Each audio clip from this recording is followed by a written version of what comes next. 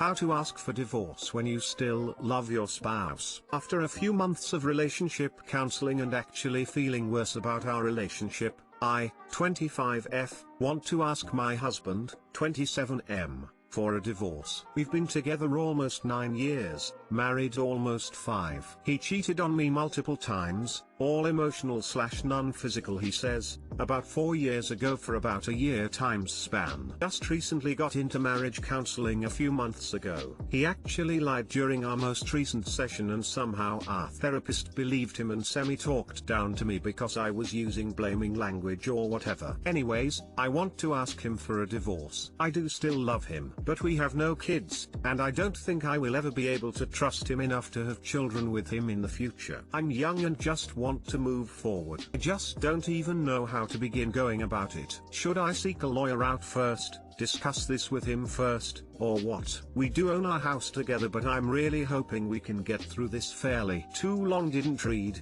I've decided on divorce, but don't even know how to look into initiating it / talking to him. Thanks all. We'll definitely be talking to a lawyer soon then. It's just tough to take that step. So sorry you are in the middle of this. Talking to lawyer does not mean you have filed for divorce. You need to know what your options are and take time to make the best decision for you. If he easily lied to the therapist, you can see how easily he could have lied to you. Did you discuss the lie after MC? Talk to a lawyer first. They can give you a better idea of what comes next. Good luck.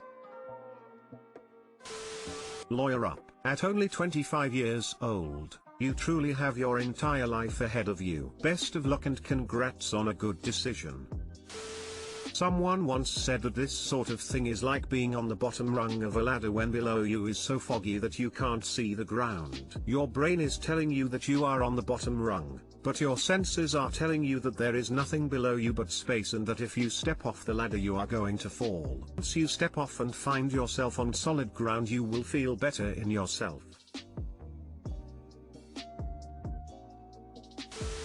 Love is not enough. A lot more is required for a relationship, as you've discovered, and you're so right to not bring children into a relationship with no trust.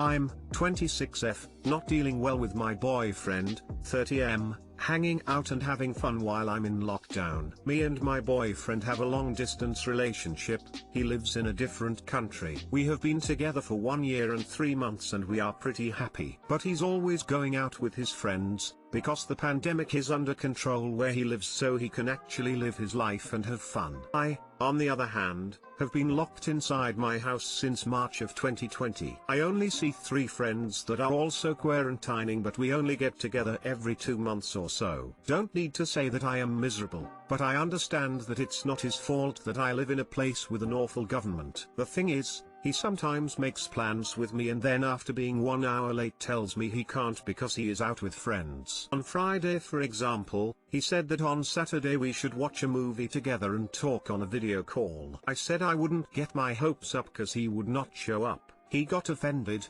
so I said okay and reserved the time. Obviously after being MIA for an hour he says that he's with his friends drinking. I am scared that he will meet someone while out, and I am scared that we will grow apart if we don't talk as much, because virtual contact is all we have. I was with him in January, but we don't really know when we are going to see each other again. It hurts me that he doesn't respect our plans and I feel bad about being jealous because he can go out. Right now I am giving him the silent treatment. I know it's wrong, but I am really hurt and I feel kinda pathetic. How should I address this? Too long didn't read. Me and my boyfriend live in different countries. I can't go out because of the pandemic, but he can, and he sometimes makes plans with me and doesn't show up cause he's out with friends. I think your main concern should be the fact that he keeps cancelling plans at the last minute. He doesn't seem to respect your time or your relationship if every time you make plans to spend time together he is doing something else and doesn't even have the courtesy to let you know ahead of time he can't make the agreed upon meeting. Did he do things like this pre-COVID? Is there a possibility that even without COVID he'd be doing this? Have a discussion with him about how you feel about his actions, and if he continues to dismiss you, you need to make a decision if his behavior is acceptable to you or not. If not, leave him.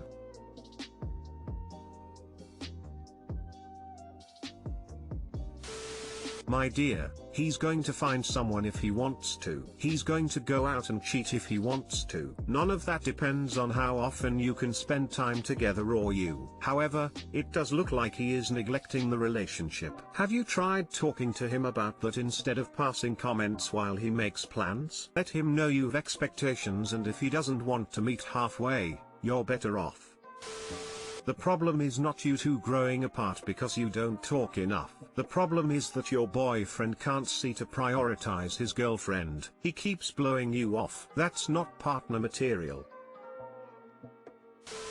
Your fear that he will meet someone while he's out is rooted in the fact that he can't be bothered to keep simple commitments to you. He makes you feel like a jerk for your comment about him not showing up for a video call, then doesn't show up for a video call. The other stuff here is secondary. Yes, it sucks deeply that he lives in a country where he can go out and live a life, but that's something you could probably deal with if you felt truly secure and loved, and, crucially, you don't. Pandemic has been a crucible for so many relationships. What you're seeing here is someone who, when his partner is going through a really hard time, cannot give her the level of care she needs. This means it's time to do some hard thinking about the future of this relationship. Is the foundation here really strong enough for a long, happy relationship?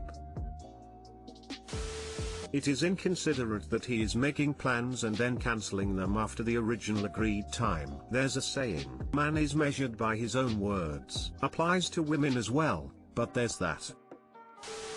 My 20th boyfriend 21M gets annoyed when I ask for help taking care of our newborn. My partner and I recently had a baby. I find that I'm doing everything and he's doing very little. Unless I specifically ask him to do something, he won't help. Even then he'll huff and puff about it and complain. I'm breastfeeding, so I have to be up a lot anyways to feed her, but there's so much he could help me with. If he was working, I wouldn't mind doing all the work, but both of us are home right now taking care of her. I'm up all night long with the baby while he sleeps 8 to 10 hours every night. In the morning I give her to him for a few hours so I can get some sleep, but he makes such a big deal out of it. This morning he was all angry and I asked him what was wrong. He said he didn't sleep very well. I know it's kind of rude, but I couldn't help but laugh. Don't get me wrong, I love my daughter and I love taking care of her. I just wish I had more help from my partner. Is there a way I can ask him to help out more without sounding rude? He has a short temper and I don't want him to take it the wrong way. Too long didn't read. My boyfriend complains about helping out with our newborn. Shit like this is why people acted so surprised to see me actually helping with my kids or taking them out by myself. It's sad that seeing dads be parents is a surprise to some people. I'm going to guess that your boyfriend is not so stupid that he doesn't know that babies are a lot of work. So, he knows that, but he's still not helping you out. He is choosing to sit on his ass while you do all the work. There's no way to tell him to pull his weight without sounding rude, because right now he's being a jerk on purpose. Do you have any other support parents? Can your mum, or his, move in for a couple of weeks and help you out? Long term, you need to think about if you really want a future with someone who treats you so disrespectfully. Do you want your daughter to grow up thinking that women are supposed to be servants, doing all the work, while their partners just laze about?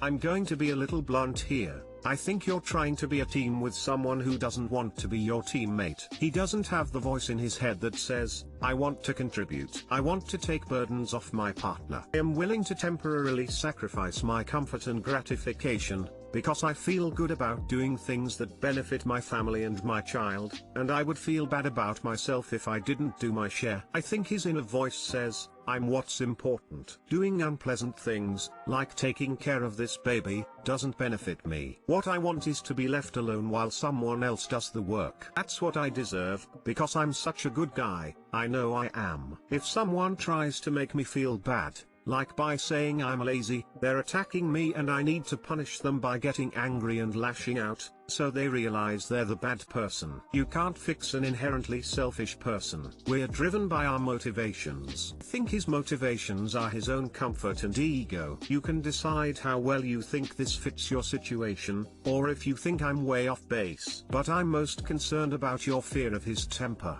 Don't spend your life feeling disappointed and alone, and scared of setting him off by showing him how disappointed and alone you feel. Don't blame yourself when he gets angry at you for not being a silent sex robot with no feelings. Don't teach your child that that's what a normal relationship looks like.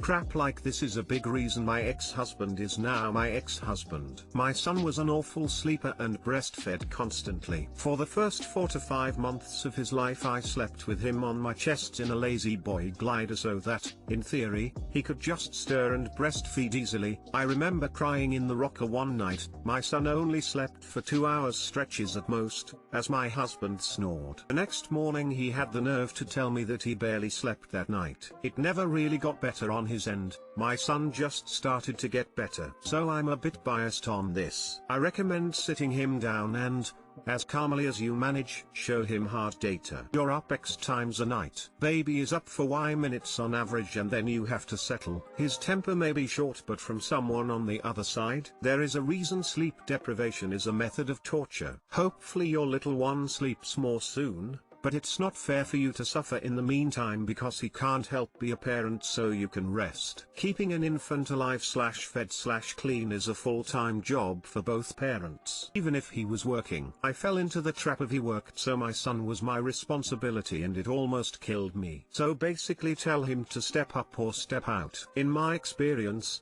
being a single parent is way easier than begging the person that's your partner to be partner/parent.